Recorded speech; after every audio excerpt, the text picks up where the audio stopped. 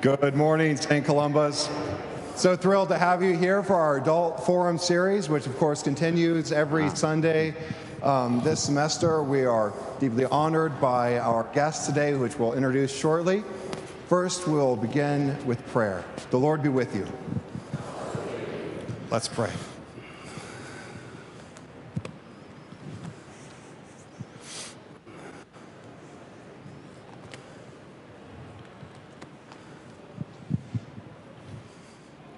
Grant, O God, that your holy and life-giving Spirit may so move every human heart that barriers which divide us may crumble, suspicions disappear, and hatreds cease. That our divisions being healed, we may live in justice and peace. Through your holy name, amen. I'd like to introduce first a face that may be familiar to you.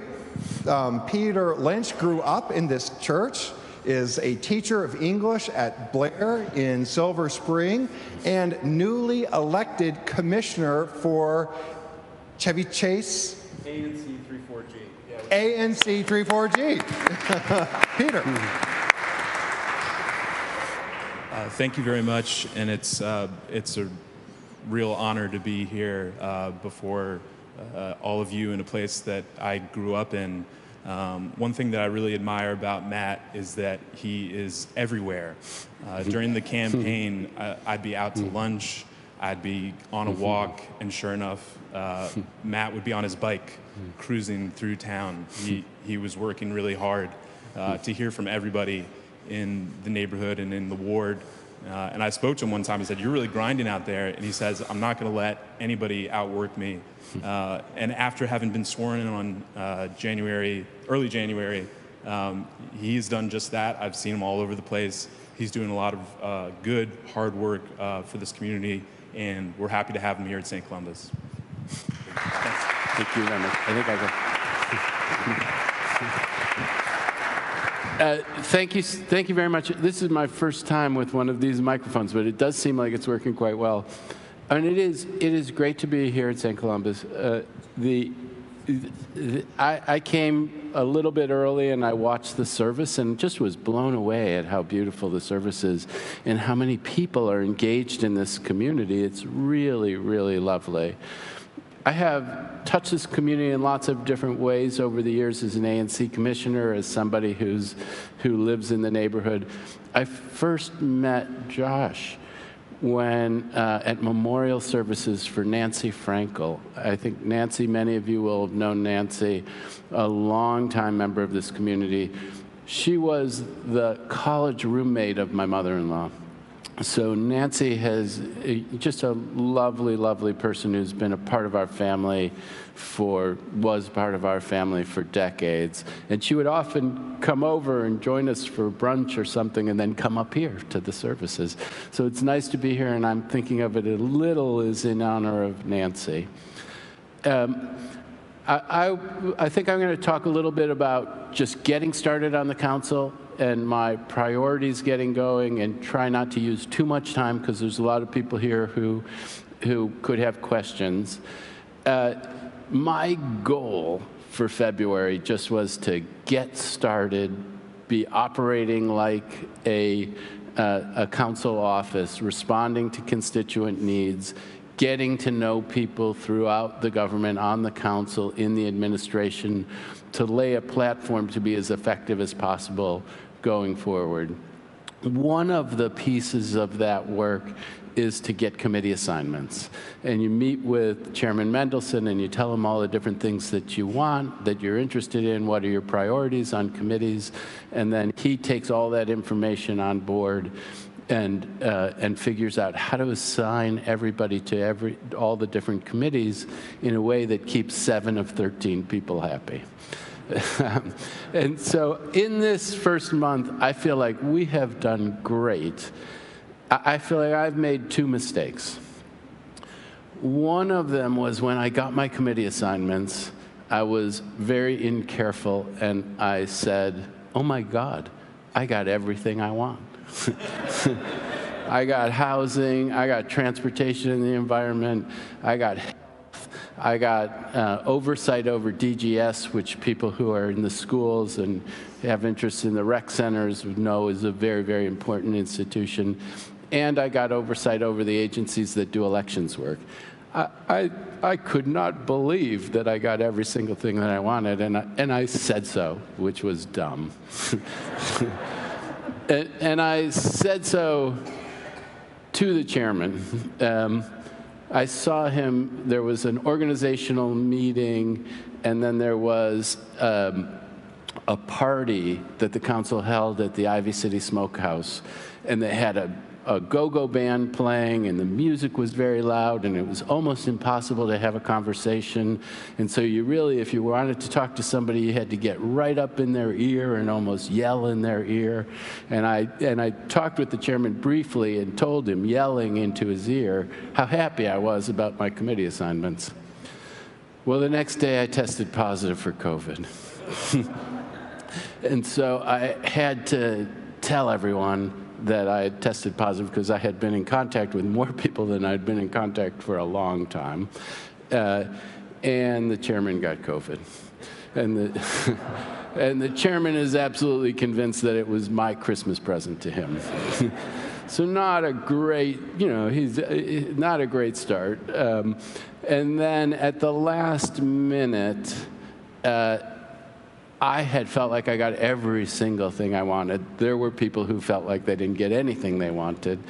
And the chairman moved me off of health and onto a smaller committee about health equity in hospitals, which is a good committee, but I had been excited about being on health, but I think I only have myself to blame for that move. And I told the chairman I didn't fight it, and fighting it was not going to be a fruitful thing. I told the chairman that I hoped that he would interpret it as me being a good sport and not a pushover. And he said that he would. I hope that he takes that to heart, because I'm not going to be a pushover on anything. So in terms of getting started, we'll have a 7-person staff. We have 6 of our people on board already. If you've reached out to us, I hope you feel satisfied with how you're being responded to. If you aren't satisfied, please let me know. We want to have a seamless response to constituent services requests and issues that are being raised by the community.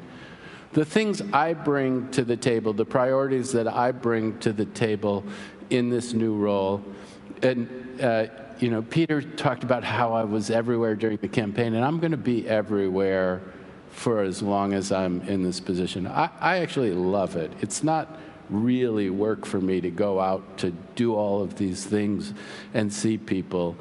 During the campaign, it just reminded me when you raised that, I would go to 2 farmers markets, and then to a playground, and then to this and to that. And it was fun, and there was an adrenaline to it. And one day towards the end of the campaign, I walked up to somebody, and I was giving them a flyer, and I said, here, I hope you'll take this. I don't know if any of you got our flower seeds. We gave out wildflower seeds with one of our flyers. And so it was a great way to strike up a conversation with people. And I was handing it to this guy, and the guy said, dude, it's the 3rd time I've seen you today.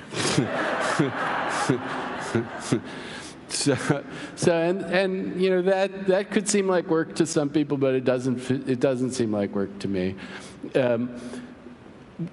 In terms of the priorities that I bring to the table, I have spent a decade and a half working on schools issues. I think schools lay at the heart of the solution to many of our issues as a city. It's an equity issue to make sure that all of our children have access to a great education. It's an economic development issue to make sure that people in all of our communities feel that the matter of right schools in their neighborhood are good enough that they can stay and establish roots, and we can retain population and be a city of families. It's a public safety issue. When you have tens of thousands of people who don't have hope, it's a mirage to think we're going to be safe. So there are so many reasons why schools issues are critical to the city, And that's a thing that will be a very big priority for me.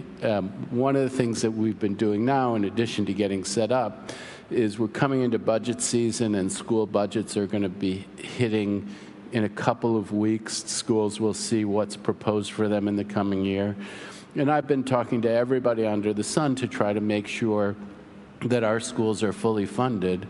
And here in Ward 3, we have a particular issue in that last year in the budgets, there was, for many of the Ward 3 schools, a chunk of money that was identified as one-time money.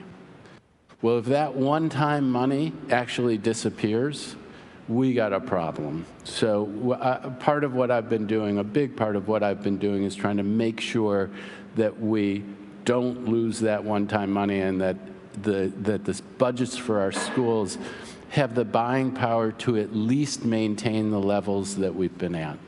So that's education is a big priority. And very specifically right now, the school budgets. Another one that is very big for me, and many of you know me from this work because I've been very active with the Washington Interfaith Network and as the chair of the board for the Lisner Home, is housing and affordable housing. And I went to an Emancipation Day celebration a number of years ago. And James Clyburn, I don't know if you know, Emancipation Day is a celebration of the day that slaves in Washington, D.C. were freed, which was before the Emancipation Proclamation. This was a time when having a radical Republican Congress was a good thing. So I was at an Emancipation Day celebration, and James Clyburn was one of the speakers. And James Clyburn said, you know, people say that I'm the first African-American member of Congress from the old Confederacy, but it's not true. During Reconstruction, there were many African-American members of Congress. And I sat in the audience and I thought, I don't know much about Reconstruction, and I have a feeling everything I know is wrong. And so I went back and began reading the history of Reconstruction, which took me on a journey of the history of Washington, D.C. And one of the things that I talk about now is Ward 3 came to look the way that it does through very intentional policies of first exclusion in the 1920s and 30s, and then active segregation through covenants starting in the 30s and 40s.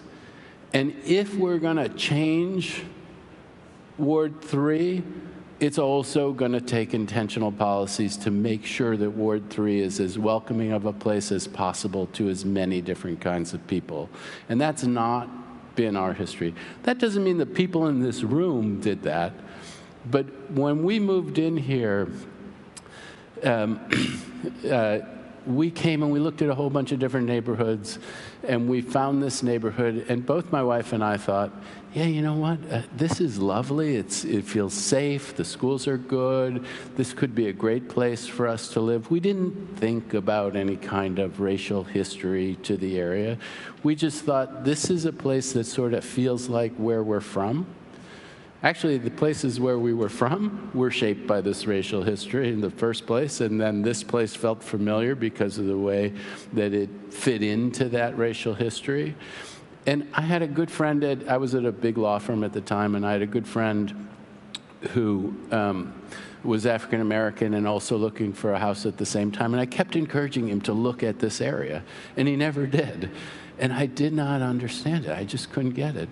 And then, I don't know, 5 years ago, there was a story in the Washington Post about buying a house while black, something like that. That was the title. And it was about a couple that was just like my wife and I. And they were African American, and they looked in lots of different places. And it wasn't necessarily set here, but every city is similar. And there was a place like this where the schools were great, it felt safe, it checked every box for them, but there weren't enough people who looked like them, or maybe more importantly, looked like their children because of the history that had come before. And so they chose a different place. Well, we need to get to a place where African-American families, when they look at this place, that isn't their calculation. They feel like there's enough people who look like them, and this place feels welcoming.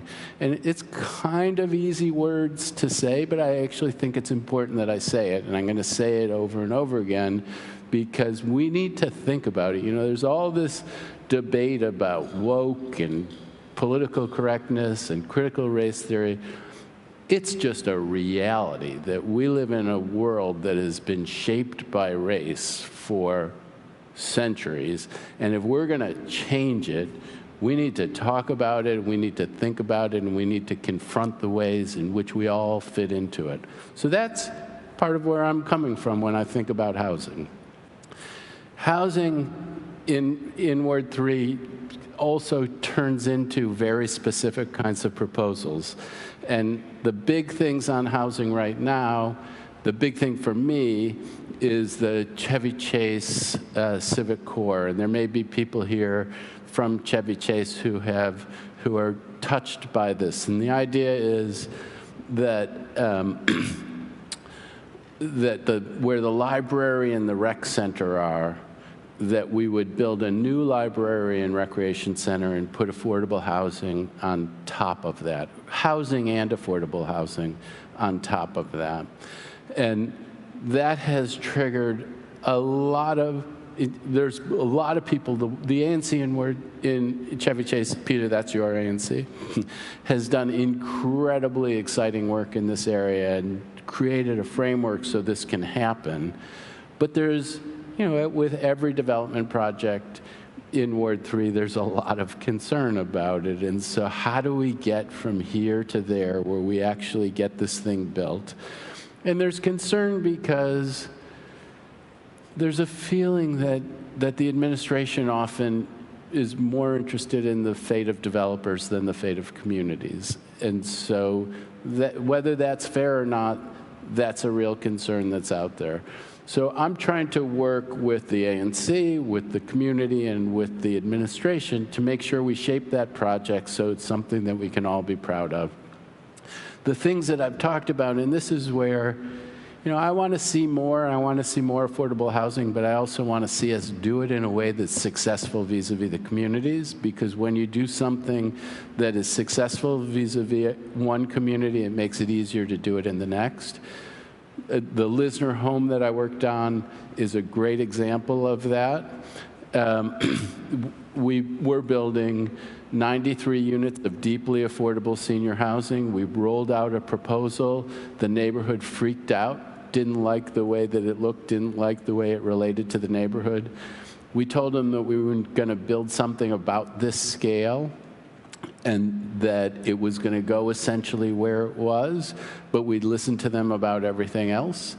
And you could see them thinking, you know, what does that mean? We're going to tell you about the color of the shutters? You're not willing to make any kind of significant move. But we listened to what they had to say, and the building had been it's not fair to say sort of a straight wall on 42nd Street across the street from the houses, and that was a thing that they objected to. And it had a courtyard in the center away from the street. And we listened to all the things they had to say, and we turned the building so the courtyard faced them. And we figured out a way to have the cars come in off of Western Avenue. And we went to the community and we showed them our new plans, and you could see all the people on the Zoom call, like they didn't want to say anything because they liked it, but they didn't want to rat out their neighbors and say they liked it before they had talked to each other. But eventually they talked to each other and they got behind our project and testified for us at the Zoning Commission and testified for us at the Historic Preservation Review Board. And we're building 93 units of deeply affordable senior housing in Ward 3, the first historic production trust fund project in Ward 3 ever, with the support of the community. You can do it. And that's what I want to try to do in Chevy Chase. I want to make sure that we get a great library, a great rec center, lots of new housing, but that we do it in a way that we preserve green space, so green and play space for the community, that we do it in a way where the building transitions to the residential neighborhood so that nobody feels like they have a looming 7-story building right next to their house. We do it in a way that respects the architecture and feel of the corridor. We can do it. And we can do it and win people over in the community in the process by taking their input and being respectful. Now, there are going to be some people in Chevy Chase who I'm going to be in effigy. You know, they don't want this, they don't want any kind of change there, and I'm not their guy. But I actually do want to be listening to what's on people's mind and come up with solutions that I can feel, that I can look those people in the eye and say, I heard what were the things that were driving your concerns and tried to address them. So that's one area in the housing space that I kind of use both to show what my goals are and show what my mode of operation is. A different one, where are we on time, do? 10 minutes for questions. Just, It is 10:35. okay, so I'll just go 5 more minutes and then we'll get to questions. So a different one, and many of you may be touched by this, is there are a lot of challenges that are arising from the voucher program as it has been implemented on Connecticut Avenue and everywhere. And it is critically important that we find homes for our homeless population and that we fully serve those people when we get them homes, and that it work again for them, the other people in the building who are on vouchers, and the other people in the building who have been there for a longer time. So this is a flashpoint issue where there are folks in the advocacy community who, when people raise concerns about how these programs have been implemented, feel like the neighbors who are raising the concerns are somehow xenophobic and being unfair. And there are people in the buildings who also are overreacting on certain things. But there's a real issue. There are people who are being moved into independent living who are not ready for that and who are creating real disruptions for themselves and for other people. There are people who, with some more services, could thrive, but are not necessarily always getting those services. And there are ways in which the program works that is almost intentionally designed to undermine rent stabilization so that you have one form of affordable housing cannibalizing another form of affordable housing. It's a really tricky issue. But we gotta make it work, because we need to be welcoming, but we also need for the program to be operating in a way that everyone feels like they're being treated fairly, and that's not where we are. And so navigating that discussion in the next couple of years is going to be a real trick for me. I said during the campaign, I actually think I am the guy for this job, because I think I have standing in the advocacy community.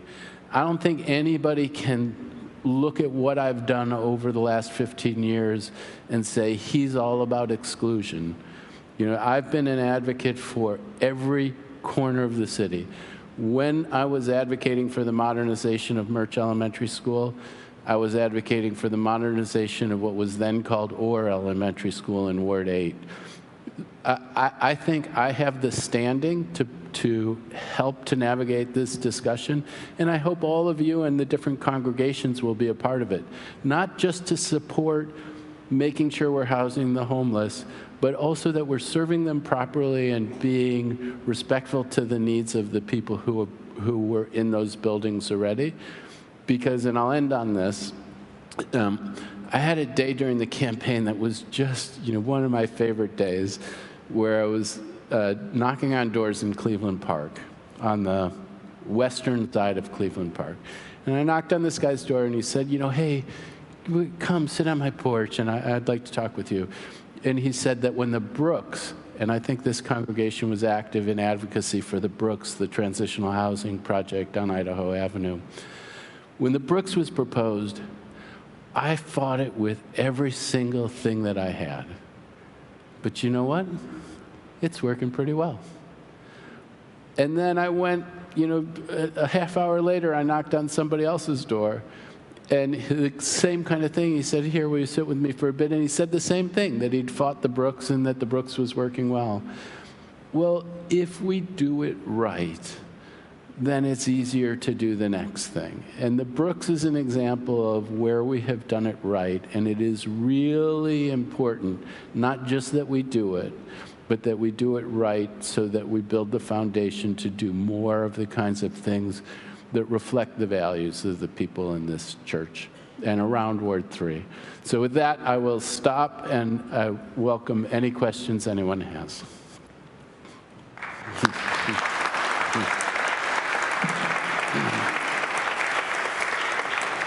We've invited Commissioner Lynch to ask the first couple of questions. Peter, if you want to ask from here, and while you're making your way over here, just a reminder to everyone that we're going to ask questions from this mic.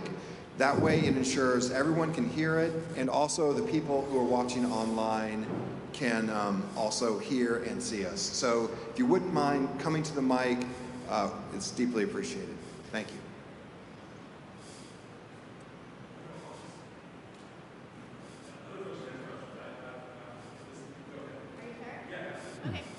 Thanks, Matt, for being with us today. I really respect the role you do. Thanks for the work. I used to live on the DC side, Friendship Heights, for about 10 years. Now I live in Bethesda, so Maryland side, and I've seen it from both sides where I see a lot of missed opportunity for regional cooperation and planning. And when we think about homelessness, for example, it's not something that stops at the border. So I use the Bethesda Metro fairly frequently, and there are people who are sleeping there at night, very similar to the Tenleytown stop or the Friendship Heights stop. So I know that you're new to your role, but I just wanted to suggest and ask how you're thinking about regional coordination, because Montgomery County Council is dealing with some of the very same issues. And the solution, especially when you think about kind of the wraparound services and jobs and transportation, could be so much better solved through regional coordination. I watch the buses stop right at Friendship Heights, and then a different bus picks up. If you are already commuting for an hour, hour and a half to work, and you have 2 kids at home, and you're trying to make a living or start off a new start in affordable housing, it doesn't really help that DC and Maryland can't coordinate to have one bus route that goes up Wisconsin. So there are really simple fixes that could be done through regional coordination. So I'm just curious how you've thought about that, and whether you've had a chance to reach out to the Montgomery County Council. Well, thank you for that question. I mean, that's a really useful suggestion. One of the places actually in Friendship Heights is a place where regional cooperation there's a seed for it, because there's this new entity called the Friendship Alliance, which is a coalition of the landowners to create what's called a business improvement district, or that's what it's called on the DC side.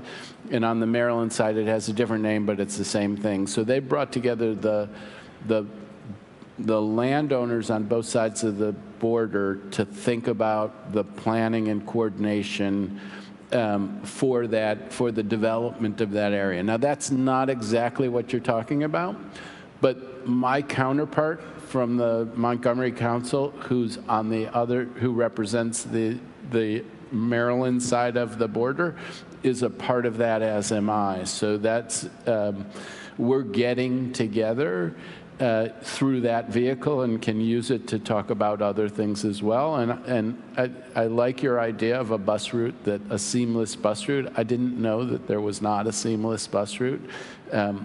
Little bit tricky because buses that are going to be free on the DC side soon and not necessarily on the Montgomery County side. But maybe Montgomery County can be encouraged to try to do something like what we're doing. So I have not gotten started on this other than the Friendship Alliance thing. But it's a really great suggestion, and I will pick up on it. So thank you very much.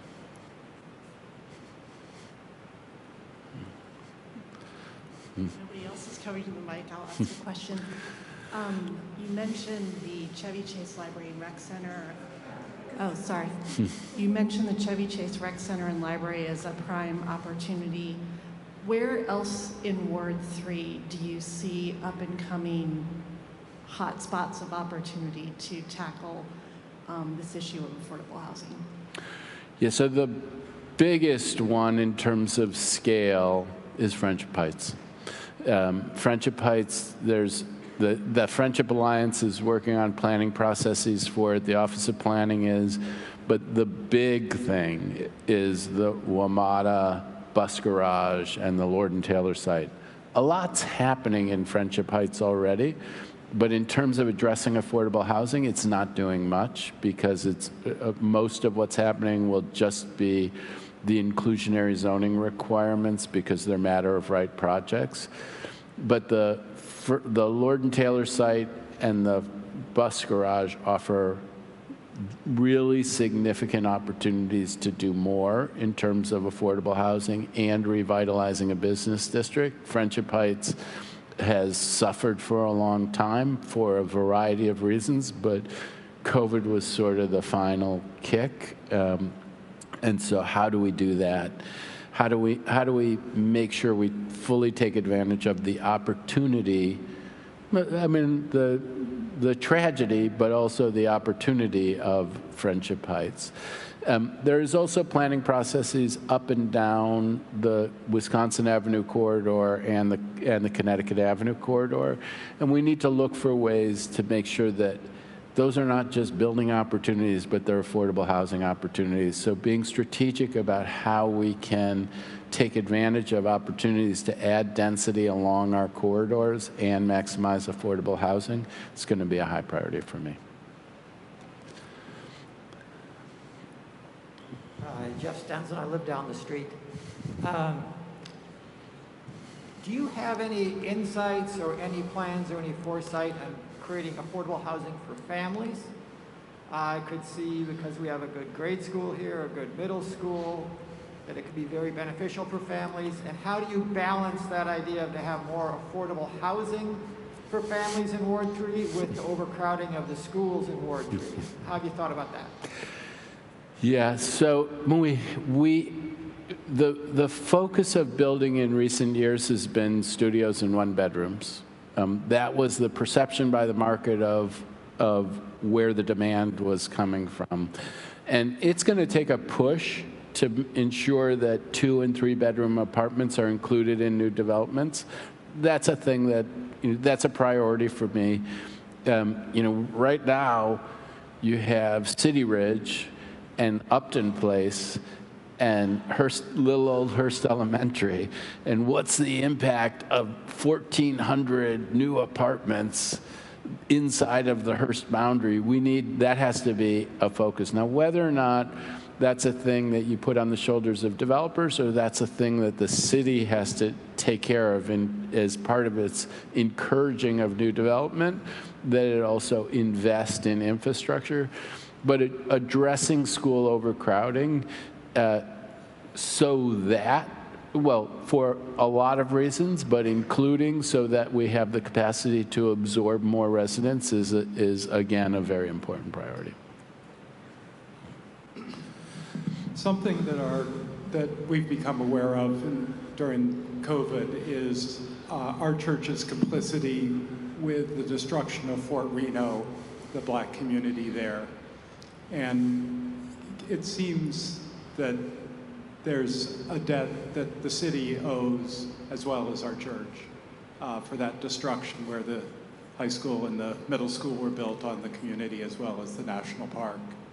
And curious, you have any thoughts on ways the city can redress that?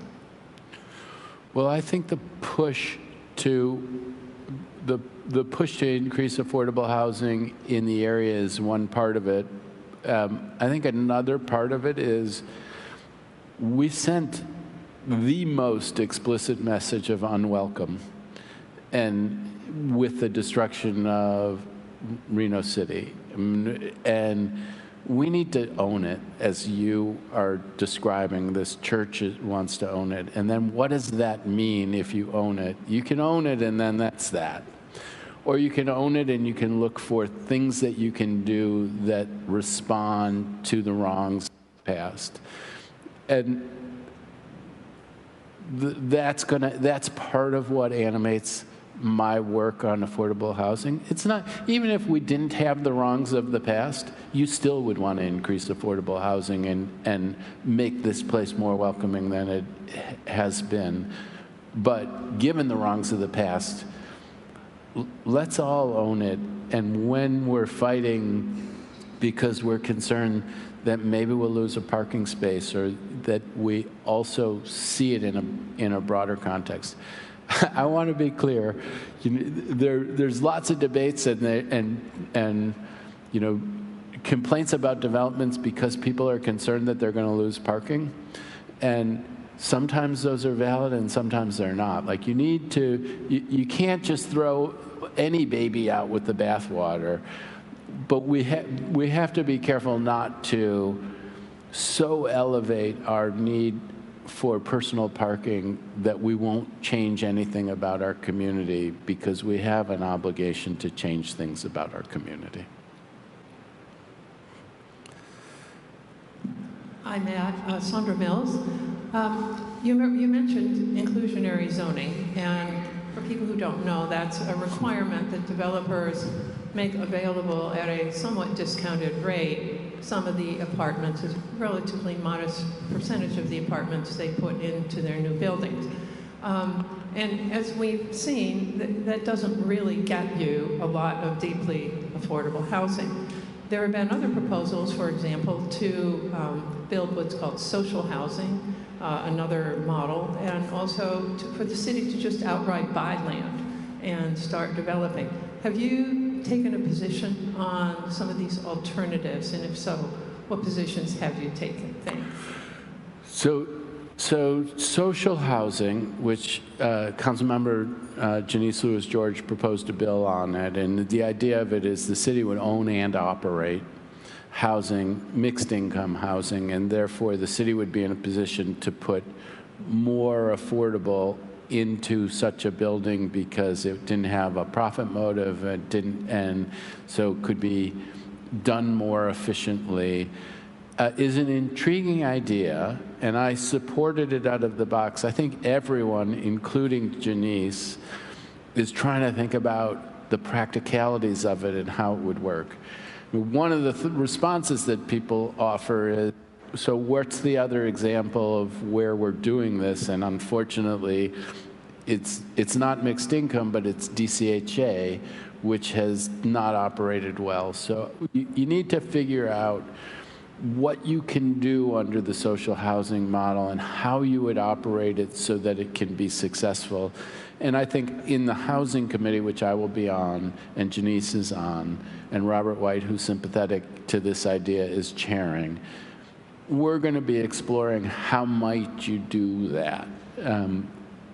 And I don't have the right answer yet, but the goal of having a different model, at least as one of the models, than the Housing Production Trust Fund model, where their projects are bid by private developers and there's a significant developer-free profit fee to profit margin built in. I'm committed to exploring that and figuring out how we do it. The other idea, which is the city purchasing properties, being in a position to more nimbly purchase properties, I will put that in my budget letter. Council members submit a letter to the mayor saying, here are what my budget priorities are. And it's a long list, and you don't get anything like everything that you're going to ask for. But I am going to be asking that a fund be created so the city can more nimbly buy properties. One of the things, and I don't think I'd be putting as much money as could have been enabled buying the Wardman, but the Wardman, had the city bought the Wardman, we'd be in a different position vis-a-vis the Wardman today than we are. But there are other things, and if the city purchased properties and then put them out to RFP, so that requiring higher levels of affordability, you could get above that inclusionary zoning level. The inclusionary zoning level in a matter of right project is 8% of the units. We're going to have a whole lot more than 8% of the units if we're going to really change the trajectory of affordable housing in the ward. So I'm sympathetic to both of those things. And on the fund to purchase properties, I will put it into my budget letter, which actually will be a part of making it part of the conversation, including around social housing. Good morning. Mark Minsker, Jackson Reed High School. Matthew, thank you for being here. Can you talk a little bit about your vision for the Chesapeake House in Fort Reno? The Chesapeake House, if folks don't know what it is, it's the little building. It was once a plumbing place, and it was once the precursor to the A&Cs, the planning, local planning offices, and it sat empty for a very long time. The A&C 3E convinced the developer UIP of what was the Morty's building to put $250,000 to make that building a warm shell so it could be used for various different purposes, and it would be up to the community how it would be used. Actually be up to the community and the National Park Service, because it's owned by the National Park Service. I would like to see a visitor center on the ground floor that told the history of Reno City and the history of the Civil War defenses of Washington, because I think that is really important history, and having a place where it's all captured would be useful. The talk had been that Tenleytown Main Street would have an office on the second floor, and then use that place for community meetings, for Jackson Reed students, for Deal students. Maybe there's after-school kinds of things that you could do there. There's a lot of history in that place, and if you had a place that was managed and open for different kinds of things, lectures, you could do a lot that's exciting. But my vision actually around Chesapeake House is bigger, because I think that Fort Reno, bringing out the history of Fort Reno is a really important thing, because Fort Reno, everything happened at Fort Reno. You know, there's that tower that's kind of pinkish tower with the metal sheathing. Well, that was a Cold War defense thing. That's got a communications bunker below it. Fort Reno, Fort Pennsylvania at the time, was critical to the defense of Washington during the Civil War. When Jubal Early was attacking the city from the north, the guns from Fort Reno, they saw him. They'd cut down all of the trees for miles so that you could see the Confederates coming.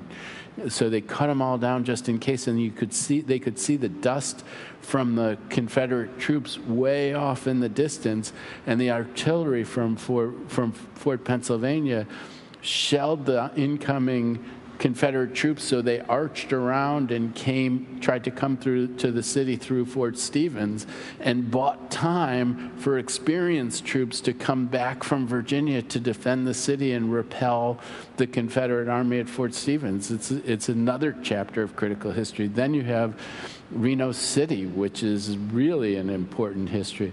Then you have the concert series at a time starting in 1968, in a time of a really interesting time in the city. We can use that place as a way of telling the history of the United States and telling it to the people who live in this area.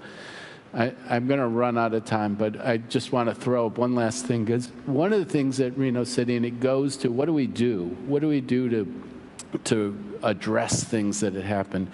Well, there were a number of churches at Reno City, and if we could almost in a kind of sculptural stick way build the outline of one of those churches on Nebraska Avenue as you're coming up, which I think of Nebraska Avenue as Main Street, Ward 3. You know, it goes through the entirety of Ward 3. And people drove by and their kids said, "Mom, what's that?" And then Mom said, well, that was a church back in the 1920s that was part of an African-American community. You can draw out that history and make people aware of that history in lots of different ways, and that in itself is an important project. Do we have more time, or? That's it for time, but we're inviting Matt to an informal reception. He's got something else later. I would say coffee and donuts, but I think the donuts are gone. So let's give a big round of applause.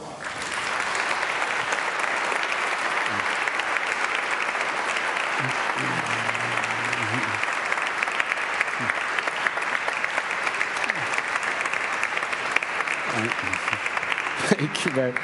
All right, I'll see you at the coffee and donuts, or not, or just the coffee.